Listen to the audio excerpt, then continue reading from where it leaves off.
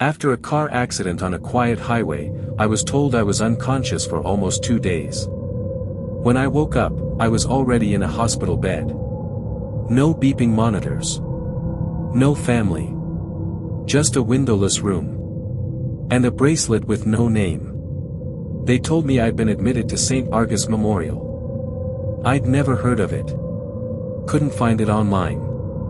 And when I asked where I was, no one answered. Because no one ever spoke. Chapter 1, Waking Up in Nowhere. I woke up in a hospital bed, but nothing felt right.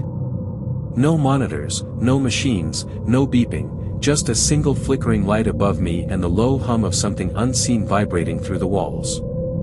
The room was windowless. Cold. Empty. I looked down at my wrist, a plastic bracelet. No name. Just a barcode. I pressed the call button. It clicked, but nothing happened. After a long silence, the door opened. A nurse walked in. She didn't speak. Didn't look at me. Just walked to the wall, scribbled something onto a clipboard while staring at a screen that wasn't even plugged in, and walked out. I tried to follow, but the door locked behind her. Through the tiny window in the door, I could see a hallway. Long, dim. Deserted. Then I heard it. Ding. An elevator, far down the hall. No one came. That night, I couldn't sleep. Something about the silence was off. Like the room was holding its breath. When I finally did doze off, I woke up to find a second bracelet on my wrist. Same as the first. Blank. I hadn't felt anyone enter. I hadn't heard the door. Each day, a new bracelet appeared. Each night, around 3:13 a.m., I heard footsteps. Slow. Dragging. Always stopping outside my door, then moving on. I never saw anyone. I never dared call out. On the 5th night, I pressed the call button again. That's when the intercom crackled. Just once.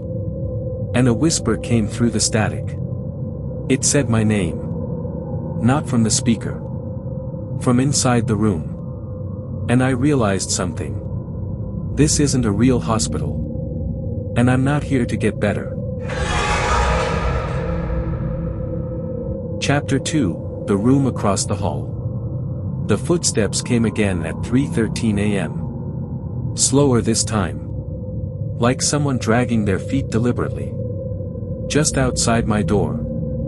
I lay frozen, barely breathing. Then I heard something new, the faint creak of another door, across the hall. Not mine. The one directly opposite. I hadn't noticed that door before.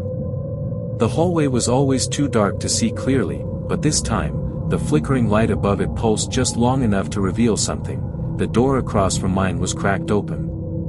Just an inch. And from where I was lying, I could swear. I saw movement. Not fast. Not obvious. Just a subtle twitch, like a sheet being pulled tight, or a body shifting in bed. I got up slowly and pressed my face to the tiny window in my door. The hallway was quiet now. That silence again, not empty, but watchful. That door across the hall. Still open. I knocked on my own door. Shouted. Nothing. Then I waited. Maybe 20 minutes. Then I saw it. The door across the hall moved. It didn't open further. It closed. Softly. Slowly. Like someone had just finished watching me through it. I stepped back. The next morning, there was another bracelet on my wrist. D. For now. And something else, a small drop of blood on the glass of the door's window. From the inside. But I hadn't been bleeding. Not yet. That night, the routine changed. No food tray. No nurse. Just the hallway, and the shadows that never quite stayed still. I lay awake, waiting. 3:13 came. Ding. The elevator again. Then footsteps. This time, I leaned close to the window and watched. They stopped at the room across from mine. And then I saw a hand. Pale. Thin. Reaching from inside the cracked door. It slid something across the floor into the hallway. Then vanished. The footsteps continued. And when they stopped at my door, I swear I heard breathing. Shallow. Rhythmic. Not mechanical, human. But not calm. Excited. Like whoever, whatever, was behind the door was smiling. In the morning, the thing that had been slid into the hallway was gone. But I saw wet streaks across the tile, leading away from that door, toward the elevator. And later that day, for the first time, my door opened on its own. Only for a second. Just long enough for me to hear something come from the room across the hall. It wasn't a voice. It was a laugh. And it sounded like me. Hospital Chapter 3, The Nurses Who Don't Blink. I started pretending to sleep. It felt safer that way. Like maybe if I stayed still enough, quiet enough, the things in this place would leave me alone. But they didn't. The nurses came again on the 6th night, 2 of them, this time. Their uniforms were clean, their masks pulled tight. Same face shields, same black shoes. Identical, like they'd been stamped out of a mold. They didn't speak. Not to each other. Not to me. One walked to the unplugged monitor again and wrote something on her clipboard, fast, mechanical strokes. The other stood at the foot of the bed, just staring. Not moving. Not blinking. I kept my breathing shallow, eyes barely cracked open. And I watched her. 3 minutes passed. 5. She didn't shift. Didn't twitch. Her chest didn't rise and fall. And then, very slowly, she tilted her head. Not like a person. Like an insect. She leaned in, so close I could hear her plastic face shield creak. And whispered through her mask. "You should stop pretending." I flinched. And she smiled. Her eyes never blinked. Not once. The next morning, I found the clipboard. Left behind in the rush to leave, I guess. I flipped through the pages. There were no patient notes. No vitals. No diagnoses. Just line after line of timestamps. All labeled the same way. 3:13 a.m., observed. 3:13 a.m., watching. 3:13 a.m., it sees. 3:13 a.m., return. Dozens of pages. All identical. I turned the last one over. There was a sketch, a rough one. Scribbled in pencil, shaking lines. It was a picture of me.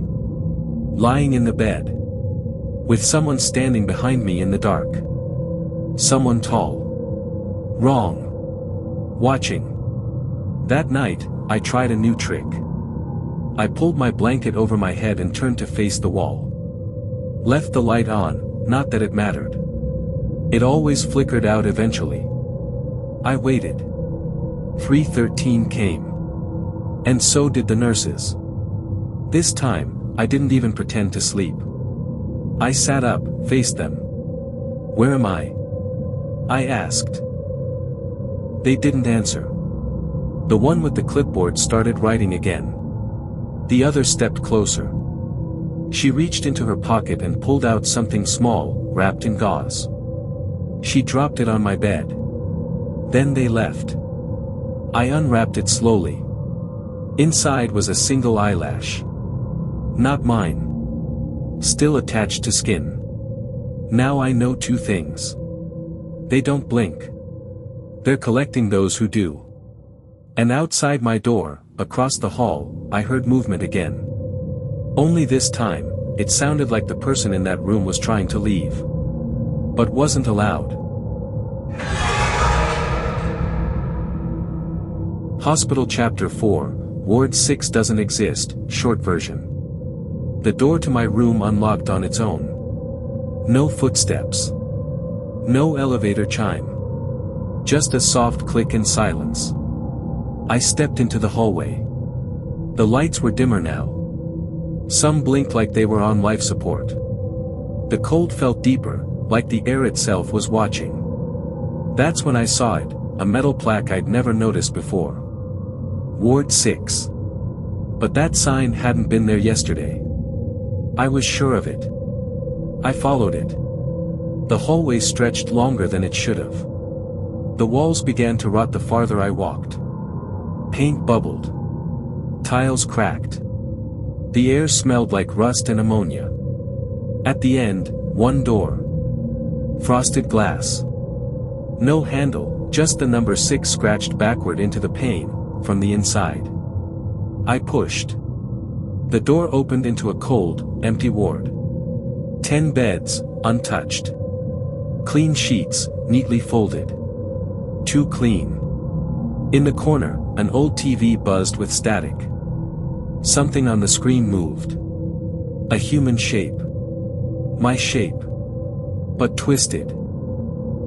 Like it wasn't bound by my body. I turned to run. Then I saw a patient chart on the wall. One name. Mine. Room 6. Status, being processed. I ran. But the hallway had changed. The exit sign seemed to move farther the faster I approached. The lights above me went out, one by one. When I reached the elevator, it opened without me pressing anything. Inside, there were no buttons. Just a speaker. Static. Then a voice, my voice. Return to bed. I didn't. I turned to run and saw them. 6 nurses. Standing silently at the end of the hallway. No masks. No blinking. Their eyes were pits, black and glassy. Their mouths stretched too wide. And every single one of them was smiling. When morning came, I searched for Ward 6 again. The hallway was gone. The sign, never there. When I asked one of the daytime nurses if Ward 6 existed, she just smiled. That ward doesn't exist. Chapter 5, Code Black. At 3:13 a.m., everything changed. Instead of footsteps or elevator dings, a loud siren screamed through the walls, low, mechanical, and terrifying. Red lights flashed above my door. Then came the voice over the intercom. Code Black. Code Black. No one explained. No nurses. No orderlies. Just panic. I opened the door. Other patients were in the hallway now, dazed, stumbling. Some had no bracelets, others had too many, wrapped around both arms. None of them spoke. Then the lights went out. Pitch black, except for a dim, pulsing red glow at the end of the corridor. Something moved in it. Tall. Watching. Not human. I ran to the elevator. To my shock, it was open. Inside, only one button, B. I pressed it. The elevator dropped, fast, then slow, like it was sinking, not descending. When the doors opened, I stepped into a vast underground ward. Dozens of hospital beds. Every one of them filled. Every patient was me. Different versions. Asleep. Unmoving. But all watching. At the far end, an empty bed. And standing beside it, a nurse. Except, she looked like my mother. But her smile was wrong. She pointed to the bed. Behind her, the speaker crackled. You've been processed. Now be stored. I ran back to the elevator. Slammed the button. It didn't work. I turned back, and the ward was gone. No beds. No lights. Just dark. And then, breathing. Right behind me. I woke up in my room. Daylight spilled in from a window that hadn't been there before. On my wrist, a final bracelet. Discharged. I opened the door. No hallway. Just a wall. On the floor, the old clipboard. A note scribbled at the bottom. Ward 6 is full. Move to observation. And below it, written small. They don't let you leave. They just let you forget.